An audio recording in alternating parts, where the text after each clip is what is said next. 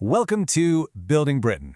Look, if you're getting ready for the Life in the UK test, you know that early British history can feel a bit, well, complicated. So in this explainer, we're going to cut right through all that. We'll connect the dots from the Stone Age all the way to the Norman Conquest, and we'll do it in a way that's super clear and easy to lock in your memory. All right, so here's our game plan. We're going to start with pre-Roman Britain, then jump into the Roman occupation, Anglo-Saxon England, the Viking Age, and finish up with the Norman Conquest. And right at the end, we'll do a quick-fire review of the key points you'll definitely want to remember. Okay, let's kick things off with our first section, pre-Roman Britain. This is all about the foundation. We're talking about the time way back, long before any invaders showed up. People were already here, living, farming, and building, and they were the ones who laid the very first foundations of what would become Britain. So you can really see how things evolved over a huge stretch of time. Think about it. During the Stone Age, Britain wasn't even an island. It was connected to Europe by a land bridge. Then, about 6,000 years ago, farming arrives, and that is a total game changer. It means people can settle down. Then we get metal. First, the Bronze Age, around 4,000 years ago, brings new tools and, the beginnings of real trade. Then the Iron Age levels things up again with much stronger weapons and tools, leading to these massive hill forts for defense. Now for the test, here's a really good way to remember this period. Just link these two incredible sites in your mind. You've got Stonehenge down in England, which is all about their spiritual side, right? This huge, mysterious monument built for ceremonies. And then you've got Skara Brae, way up in Scotland. This place is all about their daily life. It's this perfectly preserved village that gives us an amazing snapshot of how people actually lived, day in and day out. And you can see how society itself was getting more complex. In the Bronze Age, you have people living in these round houses and burying their dead in big mounds we call barrows. Fast forward to the Iron Age, and things are a bit different. Yeah, they're still in round houses, but now they're building these giant defensive hill forts. But here's the really big deal. The first coins start to show up, and some of them even have the names of rulers on them. That's huge. It's basically the beginning of recorded history and power in Britain. All right, let's shift gears and move on to the next chapter, the Roman occupation. This was the first major invasion, and believe me, it was going to change the island forever. Think of it like a whole new layer of, well, everything. Law, culture, roads, it all got dropped right on top of what was already there. So, the Romans. Who were they exactly? Well, to put it simply, they were the superpower of the ancient world. The thing you absolutely have to get is the sheer scale of their influence. This wasn't just some quick raid. Nope. They invaded, they conquered, and they ruled Britain for nearly 400 years. 4 centuries. They totally reshaped the place. Okay, listen up, because this is a classic test question, a real favorite. People get this mixed up all the time. There were 2 big Roman attempts on Britain. First up, Julius Caesar in 55 BC. He came, he saw, but he didn't really conquer. It was more of a scouting mission that didn't stick. The actual successful invasion, the one that led to Roman rule, came almost 100 years later, in AD 43, led by Emperor Claudius. So just remember, Caesar tried, Claudius succeeded. And wow, did the Romans leave their mark? Their legacy is just massive. I mean, they left behind stuff we can still see and touch today, like the incredible Hadrian's Wall up north, built to keep out the Picts. And their roads. So many modern roads are built on top of Roman ones. But they also left behind ideas, new laws, new plants and animals, and even the first seeds of Christianity in Britain. But, and this is important, it wasn't a walk in the park for them. There was fierce resistance, famously from leaders like Queen Boudica, which just goes to show you how much of an upheaval this was for the local people. So, after 400 years, the Romans packed up and left around AD 410. And when they did, they left this huge power vacuum. This brings us to our next section, Anglo-Saxon England. With the Romans gone, a whole new wave of people from Europe saw an opportunity. And their impact? It's so profound you can literally hear it every single time someone speaks English. So, who exactly were the Anglo-Saxons? Well, they were a collection of tribes, the Jutes, the Angles, and the Saxons, who came over from what we now call Northwest Europe.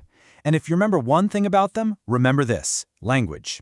They're different languages blended together to create Old English, which is the direct ancestor of the English we're speaking right now. In fact, the name England literally means land of the Angles. Pretty cool, right? And if you want to get a picture of what their society was like, just think of these 2 key things. On one side, you have this powerful warrior culture. The best example? The incredible Sutton Hoo ship burial. I mean, they buried a king inside his ship with all his treasure. It's just an amazing symbol of power. And on the other side, you have the arrival of Christianity. Missionaries like St. Augustine came over from Rome and started to convert people, and he became the very first Archbishop of Canterbury. So you have this mix of warrior kings and a new religion spreading. All right, next up, the Viking Age. Now, when you hear Vikings, you probably think of raids and longships, right? But what's really interesting is that their true legacy in Britain is actually about settlement, law, and even the names of places we see on maps today. Okay, so the Vikings came from Scandinavia. That's modern-day Denmark, Norway, and Sweden. And yeah, they started out as raiders, hitting coastal towns and monasteries back in AD 789. But, and this is the key point, that changed over time. Many of them started to think, hey, this is a pretty good place to live and farm. So they began to settle down, especially in the north and east of England, and they ended up controlling huge areas, bringing their own culture and laws with them. So that leads to a great question, one that might pop up on your test. Where can we actually still see the Viking legacy today? Well, believe it or not, it's written all over the map. The big chunk of land they controlled in the north and east was called the Danelaw, because Danish law was in charge there. And here's a fun trick. Look for town names that end in by or thorpe, like Grimsby and Scunthorpe. Those are Viking names. Their presence was so strong that it actually forced the Anglo-Saxon kings to band together. And the big hero of that story is Alfred the Great, who finally managed to stop the Vikings and really start the process of creating one unified England. And that brings us to our final big event, the Norman Conquest. We're talking about the single most famous date in all of British history, 1066. This one year, this one battle changes everything. It's the end of the Anglo-Saxon world and the start of something completely new. So who were the Normans?